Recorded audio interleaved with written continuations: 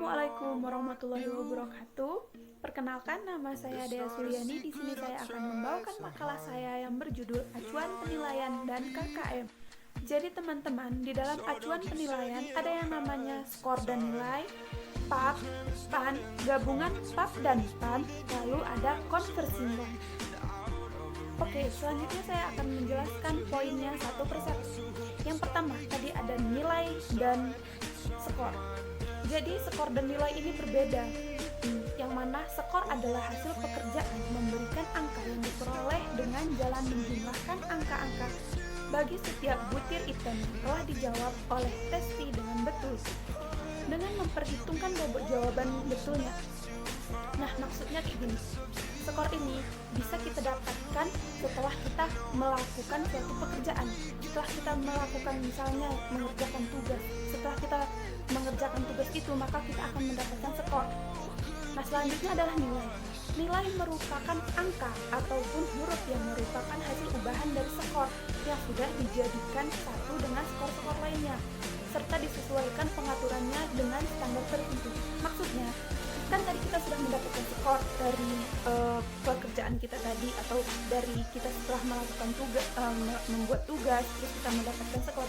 Nah, skor-skor itu akan dijadikan satu dan dikumpulkan dan akan dijadikan huruf ataupun angka. Nah, angka ataupun huruf tadi yang sudah digabungkan tadi, itulah yang disebut dengan nilai. Di dalam teknik penskoran hasil pembelajaran terbagi menjadi 3. Yang pertama, ranah kognitif, yang kedua, ranah psikomotorik, dan yang ketiga, ranah sikap.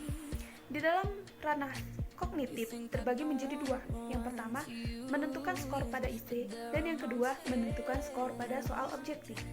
Di dalam menentukan skor pada soal objektif terbagi menjadi 4, yaitu tes benar salah, yang kedua, tes pilihan ganda, yang ketiga, tes menjodohkan, dan yang terakhir, tes lisan. Yang pertama, menentukan skor pada soal IC. Tes bentuk IC adalah sejenis tes kemajuan belajar yang memerlukan jawaban yang bersifat pemahaman atau uraian kata-kata. Seperti kita ketahui, ketika kita mendapatkan soal yang berbentuk IC, maka kita harus mengungkapkan argumen kita. Nah, biasanya ciri-ciri dari soal IC ini yaitu uraikan, jelaskan mengapa, bagaimana, bandingkan, simpulkan, dan sebagainya. Jadi, dengan adanya kalimat-kalimat itu, maka kita harus menguraikan jawaban kita, ataupun kita harus memberikan jawaban dengan tulisan. Ketika menentukan skor, dapat dipilih dari beberapa skala pengukuran. Misalnya skala 1-4, 1-10, 1-100. Ada juga beberapa hal yang harus diperhatikan, antara lain, yang pertama, sebaiknya jangan memberikan skor 0. Yang kedua, mulailah scoring dari angka 1. Semakin tinggi skala pengukuran yang digunakan, maka hasilnya semakin bagus dan akurat. Pemberian skor ini berlaku sama untuk semua nomor soal. Nah, yang ketiga, setelah menetapkan skor, langkah selanjutnya adalah menetapkan pembobotan sesuai dengan tingkatan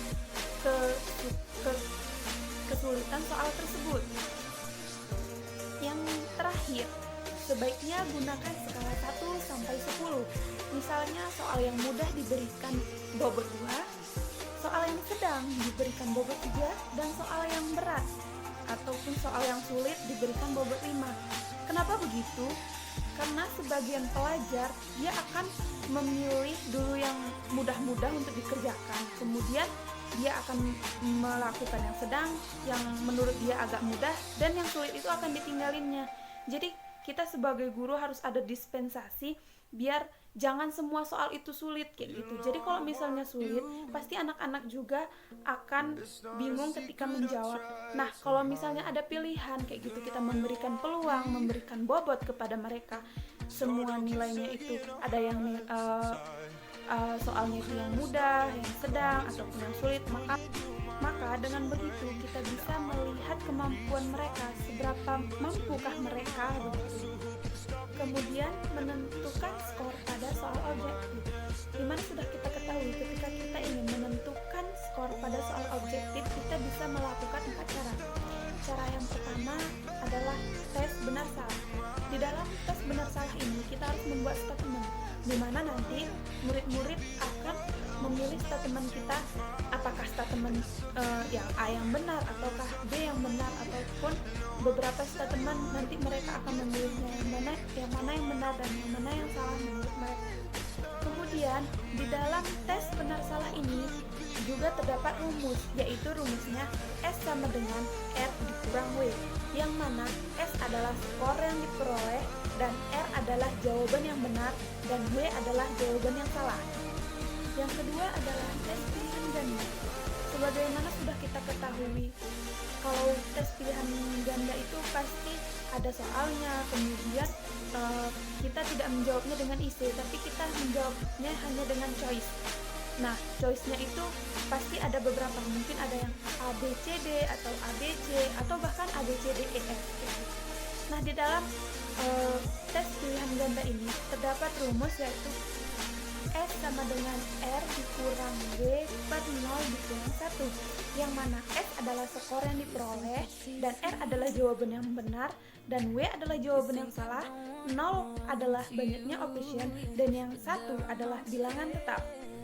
Baik, yang selanjutnya adalah tes menjodohkan, di mana tes menjodohkan ini biasanya terdapat dua statement, yang mana nanti kita harus menghubungkan antara statement yang nomor 1 dan statement yang nomor 2. Biasanya di dalam tes ini kita bisa saja memberi tanda panah yang mana yang berhubungan, kemudian ataupun kita juga bisa memberikan huruf A atau B atau C yang bisa berhubungan dengan statement yang pertama yang di sebelah. Di dalam tes menjodohkan ini terdapat rumus S sama dengan R, yang mana S adalah skor yang diperoleh dan R adalah jawaban yang benar. Oke, next, tes tulisan, yang mana tes tulisan ini tidak berhubungan dengan tulisan ataupun dengan jawaban tertulis. Biasanya di dalam tes tulisan ini kita akan menguji langsung dengan bertatap muka. Dan rumus dari tes tulisan ini adalah S sama dengan R. S adalah skor yang diperoleh dan R adalah jawaban yang benar. Yang kedua adalah ranah psikomotor. Salah satu instrumen yang sering digunakan untuk menilai hasil belajar keterampilan adalah rubrik. Teknik pemberian skor dengan rubrik adalah dengan menulis skor pada setiap indikator kemampuannya sesuai dengan yang dapat ditampilkan oleh peserta didik. Kemudian, skor di setiap aspek tersebut dijumlahkan untuk mendapatkan skor total dari masing-masing peserta didik. Yang ketiga adalah ranah sikap pada hasil belajar afektif. Instrumen yang digunakan adalah berupa skala penilaian dan pedoman pengamatan. Pada umumnya, skala penilaian tersebut menggunakan skala Likert dengan rentangan 3, 4, atau 5 yang kemudian ditafsirkan menggunakan kategori verbal seperti sangat tinggi, tinggi, cukup, rendah, dan sangat rendah, atau dengan menggunakan sangat baik, baik, sedang, kurang, dan sangat kurang. Poin kedua dari acuan penilaian adalah penilaian acuan patokan atau PAP. Penilaian acuan patokan adalah model pendekatan penilaian yang mengacu pada suatu kriteria pencapaian tujuan atau TKP yang telah ditetapkan sebelumnya. Jadikan di PAP ini sudah ditentukan batas lulus dari setiap pelajaran. Terus kita akan membandingkan nilai mahasiswa atau peserta didik itu apakah sudah memenuhi batas lulus dari setiap mata pelajaran atau belum. Nilai-nilai yang diperoleh siswa dihubungkan dengan tingkat pencapaian penguasaan siswa tentang materi pembelajaran sesuai dengan tujuan yang telah ditetapkan. Penilaian acuan patokan atau PAP biasanya digunakan di sekolah. Patokan yang digunakan adalah kriteria ketuntasan minimal atau KKM yang ditentukan oleh suatu pendidikan dengan mempertimbangkan karakteristik kompetensi dasar yang akan dicapai, daya dukung, dan karakter peserta didik. Kriteria tersebut adalah yang pertama, karakteristik mata pelajaran atau kompleksitas. Nah, yang kedua adalah daya dukung atau KD. Yang ketiga adalah karakteristik peserta didik atau INTAP. Adapun kegunaan PAP adalah untuk mengukur secara pasti tujuan atau kompetisi yang ditetapkan sebagai kriteria keberhasilan. PAP sangat bermanfaat kualitas hasil belajar, sebab peserta didik diusahakan untuk mencapai standar yang telah ditentukan, dan hasil belajar peserta didik dapat diketahui derajat pencapaiannya untuk menentukan batas lulus. Dengan pendekatan ini, setiap skor peserta didik dibandingkan dengan skor ideal yang mungkin dicapai oleh peserta didik. Selanjutnya adalah penggunaannya. Penilaian hasil belajar dilakukan dalam pembentukan penilaian autentik, penilaian diri, penilaian proyek, penilaian harian atau PH, ujian tengah semester atau UTS, ujian akhir semester atau UAS, ujian tingkat kompetisi atau UTK, ujian mutu tingkat kompetensi atau UMTK, ujian nasional atau ujian sekolah atau US, dan ujian nasional atau UN. Yang ketiga adalah PAN. PAN adalah penilaian acuan norma. PAN adalah penilaian yang dilakukan dengan mengacu pada norma kelompok atau nilai-nilai yang diperoleh siswa dibandingkan dengan nilai-nilai siswa lain dalam kelompok tersebut. Dengan kata lain, PAN merupakan sistem penilaian yang didasarkan pada nilai sekelompok siswa dalam satu kelompok pembelajaran sesuai dengan tingkatan penguasaan pada kelompok tersebut. Artinya, pemberian nilai mengacu pada perolehan skor pada kelompok itu. Standar kelulusan baru dapat ditentukan setelah diperoleh skor siswa. Hal ini mengisyaratkan kepada kita bahwa standar yang dibuat untuk kelompok tertentu tidak dapat digunakan untuk kelompok lainnya. Begitu pula dengan standar yang digunakan untuk hasil tes sebelumnya tidak dapat digunakan untuk hasil tes sekarang atau yang akan datang. Kegunaan PAN adalah untuk membedakan peserta didik atas kelompok-kelompok tingkat kemampuan mulai dari yang terendah sampai yang tertinggi. Secara ideal, pendistribusian tingkat kemampuan dalam satu kelompok menggambarkan suatu kurva normal. Kemudian dalam penggunaannya, biasanya PAN digunakan untuk seleksi dan juga PAN biasanya digunakan pada akhir unit pembelajaran untuk menentukan tingkat hasil belajar peserta didik. Yang keempat adalah gabungan PAN dan PAP. Pendekatan gabungan digunakan dengan asumsi bahwa pendekatan PAP dan PAN masing-masing mempunyai kelebihan dan kekurangan.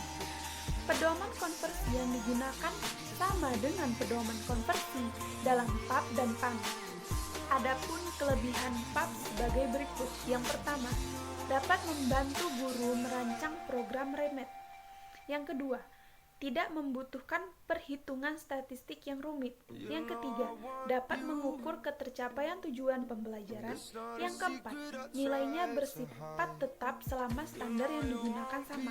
Yang kelima, hasil penilaian dapat digunakan untuk umpan balik atau untuk mengetahui apakah tujuan pembelajaran sudah tercapai atau belum. Yang keenam, banyak digunakan untuk kelas dengan materi pembelajaran berupa konsep. Dan yang ketujuh, untuk menilai karena ada patokan. Selanjutnya adalah kelebihan PAN. Kelebihan PAN adalah dapat digunakan untuk menetapkan nilai secara maksimal. Yang kedua, dapat membedakan kemampuan peserta didik dengan pintar dan kurang pintar. Nah, yang ketiga adalah fleksibel, dapat menyesuaikan dengan kondisi yang berbeda-beda. Yang keempat, mudah menilai karena tidak ada patokan.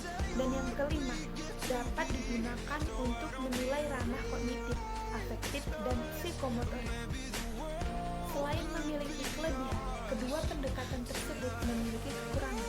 Di antara kekurangan PAN adalah sebagai berikut. Yang pertama, sedikit menyebutkan kompetisi siswa, apa yang mereka ketahui atau dapat mereka lakukan. Yang kedua, tidak fair karena peringkat siswa tidak hanya bergantung pada tingkatan prestasi, tetapi juga atas prestasi siswa lainnya. Yang ketiga, tidak dapat diandalkan siswa yang gagal karena mungkin dapat lulus tahun berikutnya. Yang kelima adalah konversi nilai.